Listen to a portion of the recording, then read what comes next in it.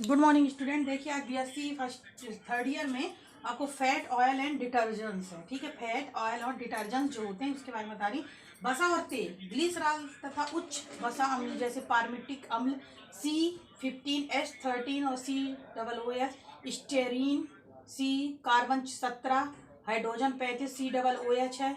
Oleic अम्ल होता है कार्बन 17, हाइड्रोजन 33 COOH बने ट्राई एस्टरों को वसा अम्ल कहते हैं। तो वसा अम्ल किसको कहते हैं? ग्लिसरॉल तथा उच्च वसा अम्ल, ये हमेशा उच्च वसा अम्लों के बने हुए होते हैं तथा ये ग्लिसरॉल कहलाते हैं। तथा ग्लिसरॉल तथा उच्च दो चीजों से मिलकर बने हुए होते हैं, ग्लिसरॉल तथा उच्च वसा अम्ल।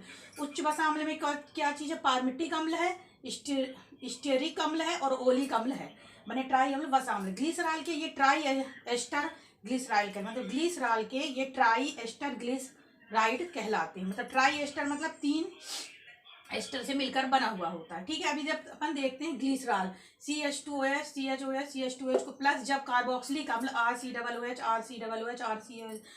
के साथ क्रिया कराते हैं तो ट्राई ग्लिसराइड प्राप्त होता है और पानी के अणु निकल जाता है। आप खुद देख रहे होंगे कि आप CH2 है, देखिए CH2 COOR हो गया, CHOCOR प्लस हो गया, देखिए हाइड्रोजन निकल जाए, रिमूव हो जाएगा, ठीक है। तीनों हाइड्रोजन इसमें से निकल गया, 3 हाइड्रोजन निकल गया और इसका निकल गया, तो टोटल 3 2 6 हाइड्रोजन हो गया और एक ऑक्सीजन का अणु निकल गया, तो ये ट्राईग्लिसराइड में कन्वर्ट हो गया, ठीक है। तो ग्लिसरीन की जब कार्बोक्सिलिक अम्ल के साथ क्रिया कराई जाती है तो ट्राईग्लिसराइड प्राप्त होता है। अभी देखते हैं अपन कि जो संतृप्त वसा अम्ल जो ग्लिसराइड सामान्य ताप पर ठोस होते हैं।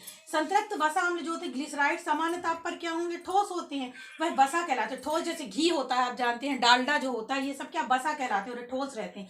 पोमेटीन तथा स्टेराइन असंतृप्त अम्ल है, ग्लिसराइड सामान्य ताप पर द्रव होते हैं। पोमेटीन तथा स्टेराइन असंतृप्त अनसेचुरेटेड एसिड कहलाते हैं और ग्लिसराइड सामान्य ताप पर द्रव होते हैं, इन्हें ओलिन कहते हैं। तो याद रखिए जो कि ठोस अवस्था में होते हैं तो उन्हें हम क्या कहते हैं? वसा कहते हैं, फैट कहते हैं, और जो द्रव अवस्था में होते हैं उन्हें हम ओलिन कहते हैं। इतना क्लियर हुआ। अभी देखते हैं पोमेटीन। देखिए पोमेटीन का सूत्र CH2CO कार्बन 15 और हाइड्रोजन 31, फिर CHOCO कार्बन 15 हाइड्रोजन 31, फिर CH2OCO कार्बन 15 और हाइड्रोजन 31। फिर अपन इसकी स्टेरीन वसा अम्ल के साथ क्रिया जब होती है, अभी मैं बताया ना कि पोमेटीन और स्टेरीन, तो पोमेटीन और स्टेरीन ये क्या कहलाते हैं? ऑयल फॉर्म में होते, मतलब ये द्रव अवस्था में होते हैं और ऑलिन कहलाते हैं। CH2OCO कार्बन 17 हाइड्रोजन 35, फिर कोई सेम हो गया। इसके बाद अब क्या बन जाएगा? ओलिन है। ग्लिसराइड समानता पर द्रव होती है, इन्हें क्या कहते हैं? अपन ओलिन कहते हैं। तो ओलिन वसा कैसे बन गया?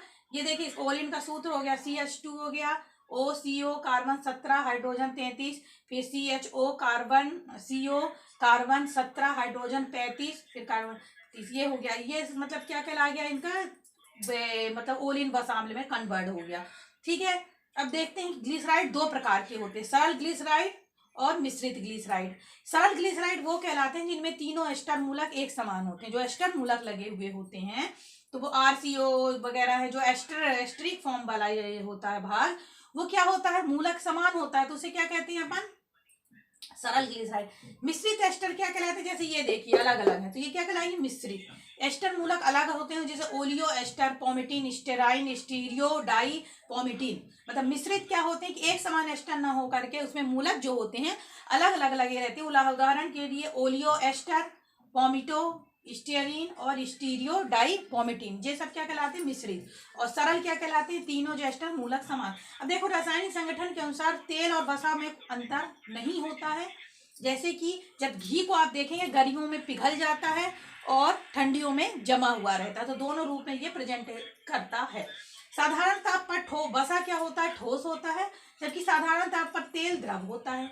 साधारण उच्चतर अम्लों के ग्लिसराइड होते हैं, याद रखना वसा उच्चतर अम्लों के ग्लिसराइड होते हैं, ठीक है।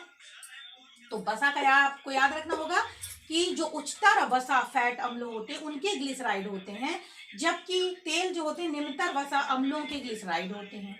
इनका गलनांक जो होता है 20 सेल्सियस पर ये कम पर हो जाते हैं, गल जाते हैं, पिघल जाते हैं, जबकि जो तेल होते हैं इनका गलनांक 20 सेल्सियस से ज्यादा होता है, ठीक है। तो ये आपके 2 नंबर का क्वेश्चन है। फैट ऑयल और डिटर्जेंट भी इसी के अकॉर्डिंग रहता है ना, साबुन वगैरह ग्लिसराइड से ही बनाया जाता है, ठीक है, तो आपको ये बताना याद रखना होगा कि जो वसा जो होता है हमेशा उच्चतर वसा अम्ल होते हैं और जो ऑयल होता है वो निम्नतर वसा अम्ल होते हैं। ठीक है, और इनका रासायनिक संगठन जो होता है ये लिखेंगे और इनके प्रकार जो लिखेंगे ग्लिसराइड के, तो 2 टाइप के होते हैं वो लिख देंगे आप। ठीक है, और अगर क्वेश्चन पूछता है पोमेटिन से ओलिन बनाने का मेथड, तो ये आपको याद रखना होगा। ग्लिसरीन से ट्राई ग्लिसराइड कैसे बनाया जाता है, तो कार्बोक्सिलिक अम्ल से क्रिया करके इसको प्राप्त किया जाता है। Thank you.